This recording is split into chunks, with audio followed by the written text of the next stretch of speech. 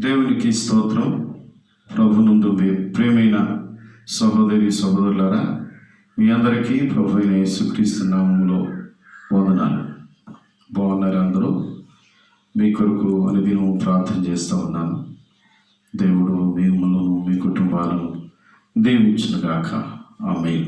ఈరోజు దేవుని వాక్యం ధ్యానం నిమిత్తమై 15వ కీర్తన మొదటి వచనం చదువుదాం. యెహోవా నీ గుడారంలో అతిథిగా ఉండదగిన వాడెవడు? నీ పరిశుద్ధ పర్వతం మీద నివసింపదగిన వాడెవడు? అలాగే 24వ కీర్తనలో 3వ వచనం చదువుదాం. యెహోవా పర్వతమునకు ఎక్కదగిన వాడెవడు? ఆయన పరిశుద్ధ స్థలములో నిలువదగిన వాడెవడు? 2 ప్రశ్నలు ఈ భాగంలో మనం చూస్తున్నాం. ఈ కీర్తన రాసింది 15వ కీర్తన కానీ 24వ కీర్తన కానీ దావీదు గారు రాశాడు. ఎందుకు ఈ మాట అతని మనసులో పుట్టింది అంటే, మనుషులు దేవుని ఎదుట నిలబడాల్సిన రోజు ఒకటి ఉంది. అది కొద్దివారే కానీ గొప్పవారే కానీ అందరూ ప్రభు సముఖంలో నిలబడవలసిన రోజు ఒకటి ఉంది. అతను జ్ఞాపకం చేసుకుంటే మాట మాట్లాడాడు. ఎందుకు మాట్లాడాడు అంటే, తన జీవితంలో జరిగినటువంటి కొన్ని సందర్భాలు అతనికి గుర్తుకొచ్చాయి. ఏం చేశాడు, తన జీవితంలో ఏం జరిగిందంటే, రాజులు 2వ సమూయేలు గ్రంథము రాజులు పరిపాలించినటువంటి కాలంలో రాజైన దావీదు పరిపాలించినటువంటి కాలంలో 11వ అధ్యాయంలో ఓ సంగతి కనబడుతుంది మనకి. దావీదు గారు యుద్ధానికి సైన్యాన్ని అంతటిని పంపించి తాను ఒక్కడు ఇంట్లో ఉండిపోయాడు.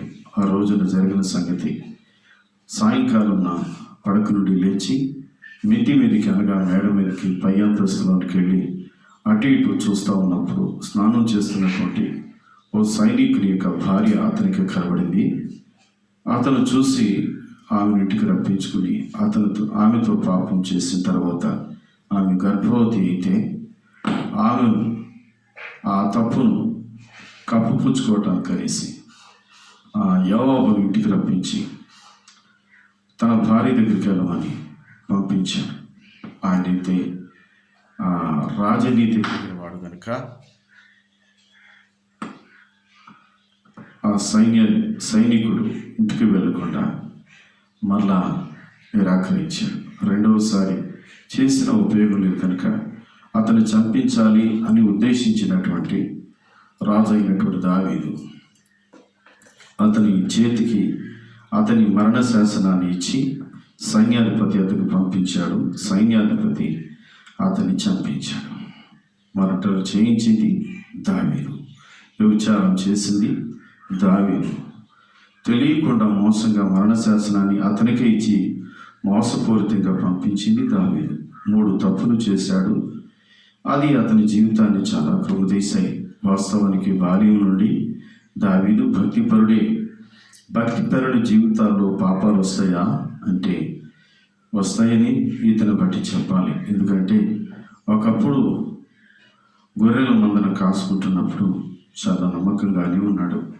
ప్రార్థనాపరుడుగా, నీతిపరుడుగా, యథార్థవంతుడిగా, నిజం పలికేవాడిగా, మోసం చేయనివాడిగా ఉన్నాడు. ఈ విధమైన రహస్య చేయనివాడిగా ఉన్నాడు. ఎప్పుడైతే అతని స్థితిని దేవుడు జ్ఞాపకం చేసుకుని ఆశీర్వదించాడు, ఆ తర్వాత దావీదు పాపం చేశాడు. ఆ సంగతి దావీదు మనసులో ఎప్పుడు వేదన కలిగిస్తూనే ఉంది. కనుక దేవుని సన్నిధిలో ప్రార్థన చేస్తున్నప్పుడు దేవుడు అతని మనసులో ఉన్నటువంటి వేదనకు తగినటువంటి పరిష్కారం చేయాలని ఒక ఆలోచన పుట్టించాడు. కనుక దావీదు చేసినటువంటి ఆ తప్పును బట్టి దావీదు చాలా పశ్చాత్తాపడినట్లుగా చూస్తాం. అయితే ఇక్కడ జరిగినటువంటి సన్నివేశంలో ఆ పాపం జరిగిపోయిన తర్వాత కొద్ది టైంలో దేవుడు నాతాను ప్రవక్తను పంపించాడు. నాతాను ప్రవక్త డైరెక్ట్గా విషయానికి రాకుండా ఒక ఉపమానం చెప్పాడు. లోకంలో జ్ఞానం లేని వారు ఎంతమంది ఉన్నా, ఎన్ని చదువుకున్నా, దైవజనుడికి వారికంటే ప్రత్యేకమైన జ్ఞానము, ఆలోచన ఇస్తాడని నమ్మాలి. ఎందుకు అంటే దేవుడు జ్ఞానవంతుడు కదా, ఆయన పిల్లలను అలాగే వాడుకుంటాడు.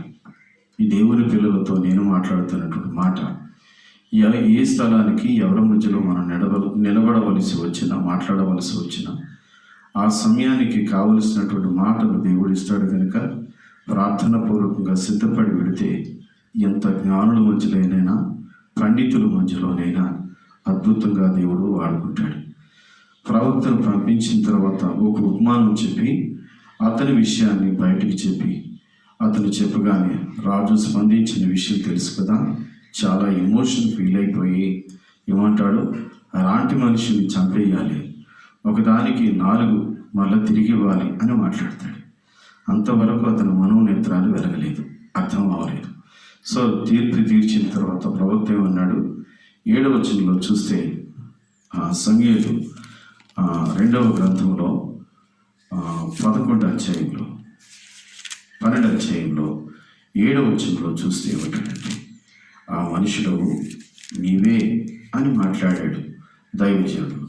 ఆ మాటకు దావీదు ప్రతిస్పందన, నిన్నే ధిక్కరిస్తావా లేకపోతే నా ఎదురుగా మాట్లాడతావని దైవజనుడు తిరగబడలేదు. కానీ దావీదు మాట్లాడినటువంటి మాట ఏమిటంటే 13వ వచనంలో చూస్తాం, నేను పాపం చేసి తినని దావీదు నాతోతో అనగా.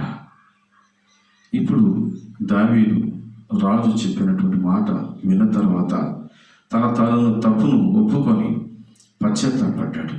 ఓ మాటతో అలాగా ఉండిపోయాడంటే లేదు. కీర్తనల గ్రంథంలో మనం చూస్తాం 6వ అధ్యాయం 1వ వచనంలో నుండి దావీదు ప్రార్థన చేసిన విధానం కనబడుతుంది. ఏమని ప్రార్థన చేశాడో మనకు తెలుసు కదా. అలాగే 51వ కీర్తనలో కూడా దావీదు చాలా కన్నీటితో ప్రార్థన చేశాడు. ఆ ప్రార్థన వలన దేవుడు అతన్ని కనికరించి అతని పాపాన్ని క్షమించాడు. దావీదు ఏమంటాడు, యెహోవా నీ కోపం చేత నన్ను గద్దింపకుము, నీ ఉగ్రతతో నన్ను శిక్షింపకుము అని మాట్లాడతాడు 6వ కీర్తనలో.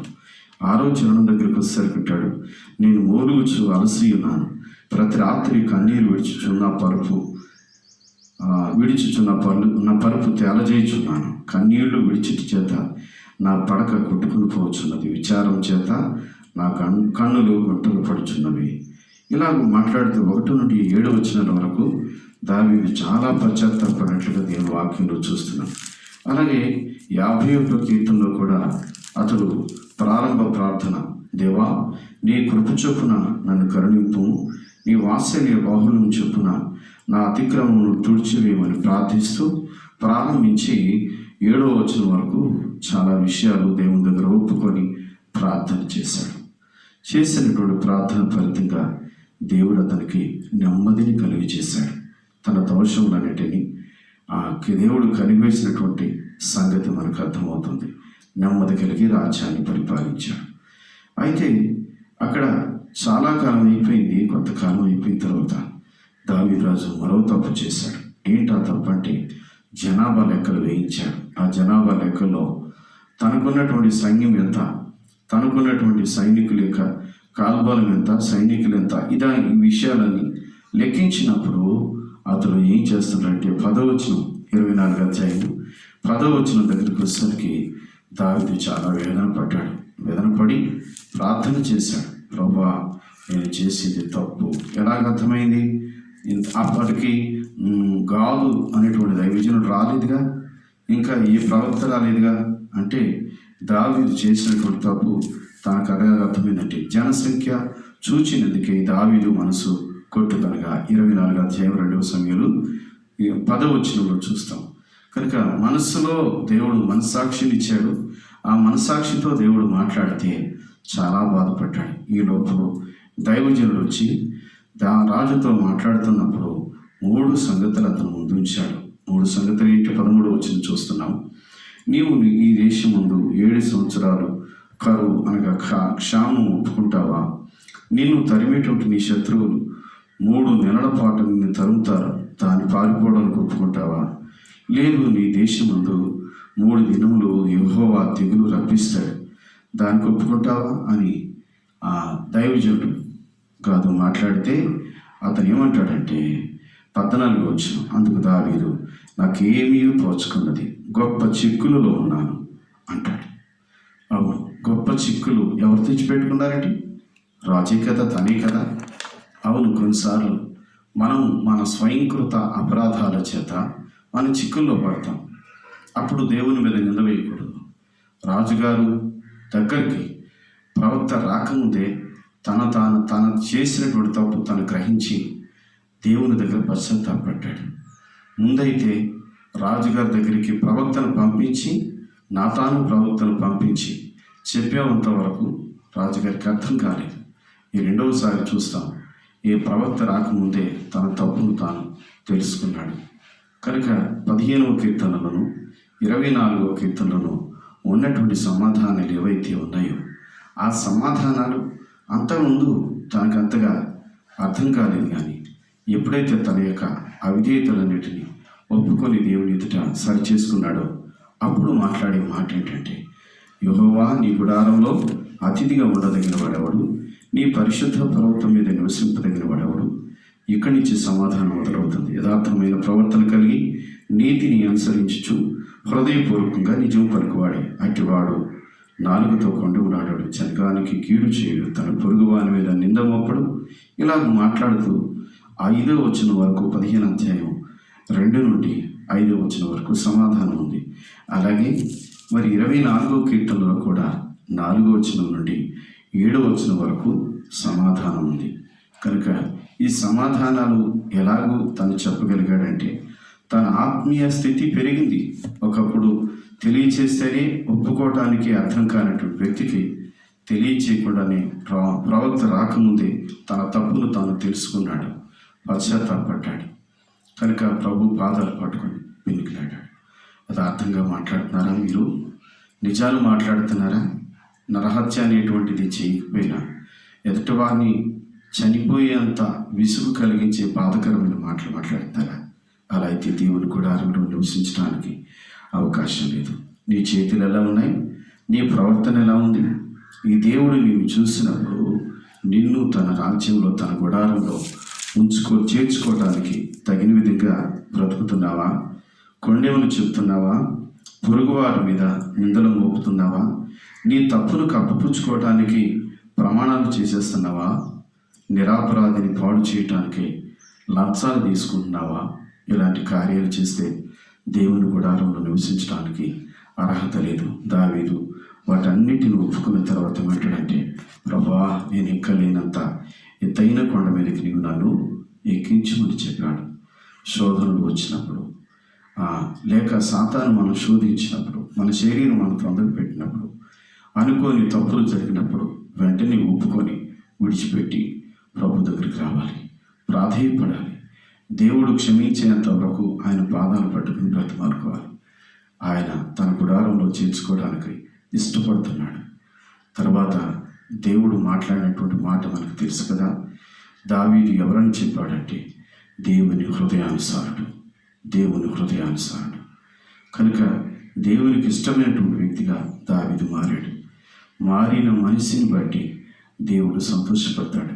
మారకుండా తప్పులు చేసుకుంటూ, తప్పుల మీద తప్పులు చేసుకుంటూ, ఎవరికి నేను సమాధానం చెప్పాల్సిన పని లేదు అనుకుంటూ, ఎవరు నన్ను చూడలేదు అనుకుంటూ, నన్ను ప్రశ్నించేవాడు ఎవడు అనుకుంటూ, నేను ఒంటరిగా ఉన్నాను కదా అనుకుంటూ, నేను దేవునికి కనబడుతున్నాను అనేటువంటి గ్రహింపు లేకుండా పొరపాట్లు చేసుకుంటూ జీవితాన్ని గడిపేస్తున్నావా? జాగ్రత్త సుమా. నేను ఒక దినమందు ప్రభు సన్నిధిలో, ఆయన యొక్క సముఖంలో మనం నిలబడవలసినటువంటి రోజు ఉంది. తీర్పు దినం అనేది ఉంది. దాని కొరకైనా మనం జాగ్రత్త పడదామా? దేవుడు మనల్ని ప్రేమించాడు కనుక ఈ రోజున ఈ సంగతిని బయలుపరిచాడు. దేవుని గుడారంలో, దేవుని పరిశుద్ధ స్థలంలో నివసించడానికి ఆయన ముందు ప్రత్యక్షం నిలబడాల్సినటువంటి రోజు ఒకటి ఉంది కనుక మనం సిద్ధపరచుకుందాం. దేవుడు మిమ్మల్ని దీవించిన గాక. మీ కొరకు చిన్న ప్రార్థన చేస్తాను. పరిశుద్ధుడైన తండ్రి, కృప కలిగిన దేవ, ఇదిగో నీ బిడ్డలందరినీ కూడా దీవించి ఆశీర్వదించండి. లేఖనానికి అనుకూలంగా జీవించి ఈ రాజ్యానికి చేరేంత వరకు మీ కాపుదల దయచేయండి. ఆత్మీయ జీవితంలో బలపడడానికి సహాయం చేయండి. వారు చేస్తున్న పని పట్లను, వారి కుటుంబాలను దీవించి ఆశీర్వదించండి. యేసుక్రీస్తు నామములో ప్రార్థించి వేడుకుంటున్నాను తండ్రి, ఆమేన్. మన తండ్రి అయిన దేవుని ప్రేమ, రక్షకుడైన యేసుక్రీస్తు వారి కృప, పరిశుద్ధాత్మ యొక్క సన్నిధి, సహవాసం మీకు, మీ కుటుంబాలకు తోడైండి ఆశీర్వదించుగాక. ఆమేన్. ఒకసారి మీ అందరికీ ప్రభు నామములో వందనాలు. God bless you all.